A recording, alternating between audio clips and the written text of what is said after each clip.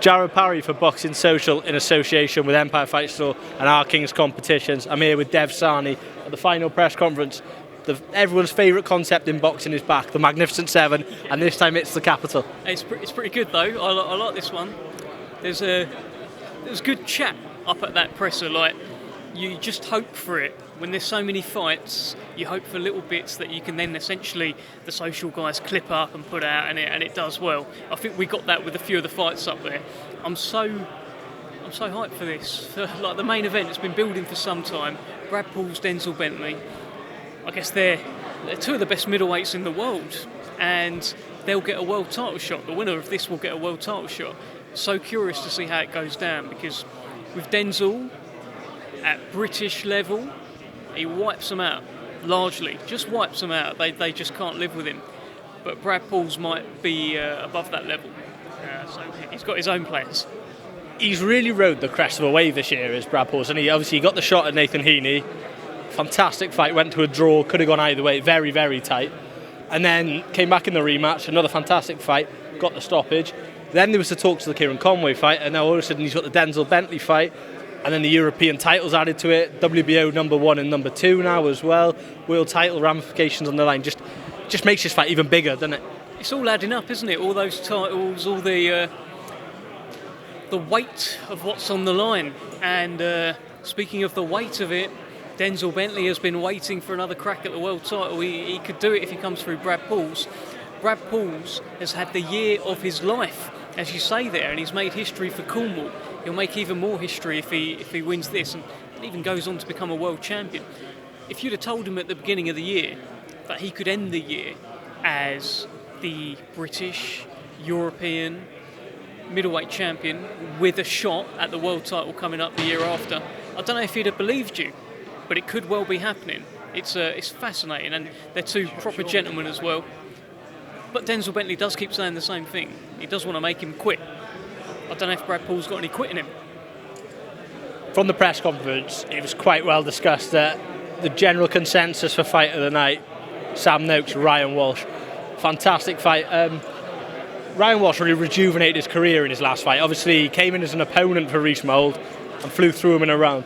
Sam Noakes was a wrecking ball, got the test against Ivan Mendy, showed he can do the rounds as well, got back to his wrecking ball self then against Seglia. Now he's back here now against Ryan Walsh.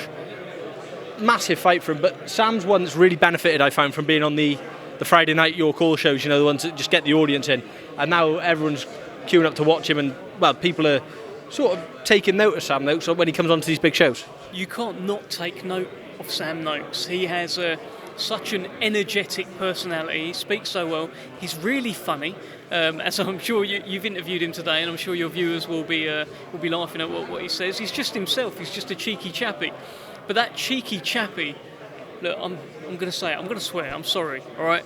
That cheeky chappy can fucking fight, and he tends to knock people out. And only one man's been the distance, Yvonne Mendy.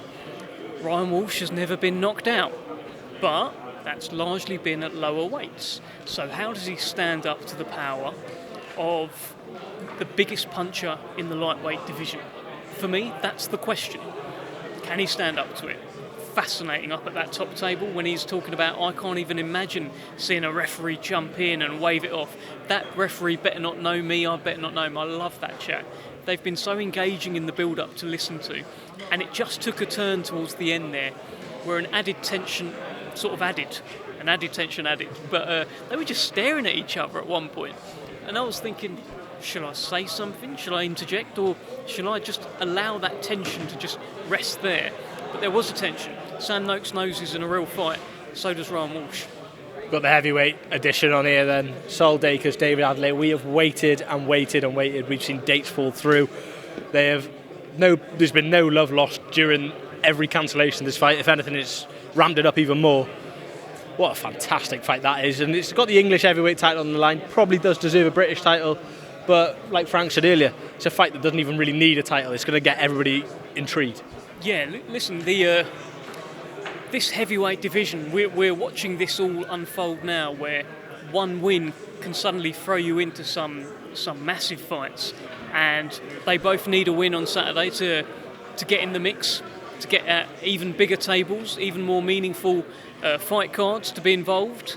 And listen, they're both capable of getting the win as well. It's a brilliant fight. I love that it's been building up for so long because there is now an added kind of tension to it. Adeleye he's saying he doesn't want to engage with Sol Dacres. It's almost like he's not worthy. Like Sol Dacres isn't worthy of being slagged off by David Adeleye. But at the same time, he will say he's a very boring man and his fighting style, and he's not funny, he's got no personality, he'll say all of that stuff. And Dacres just sort of takes it, but then comes back with a little dig, like, at least I ain't got a fake personality. It's good. They've gelled well, the personalities, and I don't know how it's going to gel on fight night. If Dacres gets his way, then he could just outpoint David Adeleye, perhaps. But if David Adeleye is David Adeleye, he might just run through Sol Dacres. I don't know what's going to happen. That's why it's such a good fight. Obviously, we never want to see fights fall through, but do you think this one, for the public's attention, has sort of benefited from maybe some cancellations? It helps. Yeah, it's not ideal at the time, but listen, sometimes it's for these fights, you're looking for headlines, for stories around the fights that people can stick and latch onto. And stories about fights falling through are still stories about the fight that make it big for next time. At the time, you think, oh, that's awful, it's fallen off, rubbish. It does help a little bit, makes it a little bit bigger. And we've got a good fight on Saturday with good interest in it. I want to talk about another card that has been announced, and I think the boxing fan in me was doing somersaults when I seen this. February 22nd. Can you do somersaults? Absolutely not. But February 22nd. Oh, what a card. You see, topped by the rematch of probably one of the best fights of this year. And then you've got Joseph Parker, Daniel Dubois. Probably Joseph Parker, people may have said, one of the most informed heavyweights you can find. Daniel Dubois, against all odds, beat Anthony Joshua. And then just as you go further down, it's just world title fight, interim world title fights. Probably one of the bravest men in boxing in Israel Madrimov, coming in within 9 weeks fighting two of the most fearsome punchers in that division. Like, what do you make of it all? I love it. I couldn't believe it. You don't often get it where each fight is like a 50-50 or a 60-40. There's normally a couple on there where you can convincingly back one person. You can say, oh, A is definitely going to beat B. But you look down this card, and I'm not sure, other than maybe Shakur Stevenson, who's got an experience advantage, age advantage, and everything over Floyd Schofield. Other than that one, I'm not sure how much disparity there is between the fighters. You look at Beterbiev Bivol, and we know how close that fight is. We've already run it once. Will it be as close the second time? I don't know. With Dubois and Parker, you're looking at a guy in Dubois who's running through everyone, but then you're looking at a guy in Parker who's not being run through and is diffusing power punches and refusing to lose. It's brilliant, and he's probably the most deserving heavyweight of a world title shot. He's got it. I just love the fight. I love the show. It's so good. What is the standout fight? If you had to put it there, say if all these were main events, but you could only get a ticket to one fight, which one would you have chosen? Listen, I'm in love with the heavyweight division right now, and for everything that Beterbiev Bivol is, which is the elite of the elite of the elite, the one that has my heart is Dubois against Parker. On a personal level, I've known Daniel Dubois since the very start of it. It's wonderful to watch his rise. Joe Parker's a lovely fellow. We worked with him several times now at Queensbury. So for me, that fight just, because I don't know how it's going to go, I just love it. There's another massive Riyadh season card, only in 2 weeks. How can we forget it? The rematch, the one that everyone wants to see. Usyk and Fury go at it again in Riyadh. Now, a lot of talk on this fight. Like, everyone's like, how's it going to go? I'm going to ask, how do you see it going? Because obviously people are going to think is Tyson going to come back and sort of make up for the mistakes that he may have made in the first fight? Is Usyk going to just take what he got from Tyson and just build on that? Like, how do you see it? I don't know. I don't really want to say, because I'm going to see them both, but I can see a clear argument for both men. People are forgetting how well Tyson did in the first fight just because of what happened in round 9. He is saying, if I don't mess about, if I don't showboat, if I'm just focused, then I can just do that again, and this time get the job done, and I won't get clipped in round 9. From Usyk's perspective, He did very well in the first fight. What's to stop him clipping Tyson Fury again and coming on strong? What's to stop him doing that? I don't know. It's the best fight you can make in the heavyweight division. Two guys at the very top, peak of their powers, best in the world, and even now I'm just trying to imagine how it's going to go, and I don't know. I want to ask you about a fight on the undercard. Now, I mentioned earlier about Sam Noakes, who built off these York Hall shows, did really well. We've seen another man headline quite a few of them in Dennis McCann.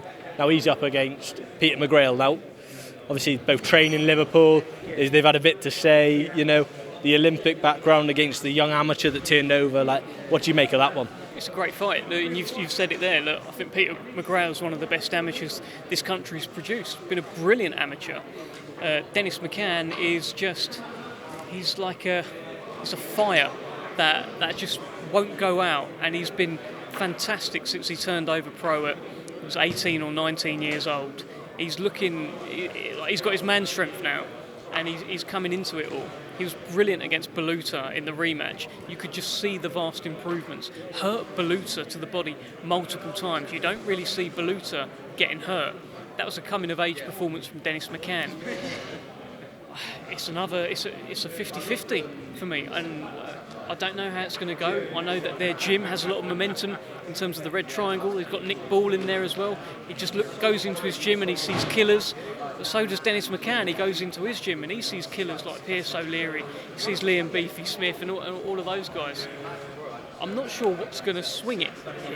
I'm not sure who's got the power advantage. I just don't know. I'm fascinated to hear that first bell for that fight. Got to say, it's a fight very much, I would say, fitting for that card. But Dev, taking a lot of your time here, thank you very much for that, and we'll hopefully see you Saturday for a massive card in London. Tune in, 6 o'clock, come on.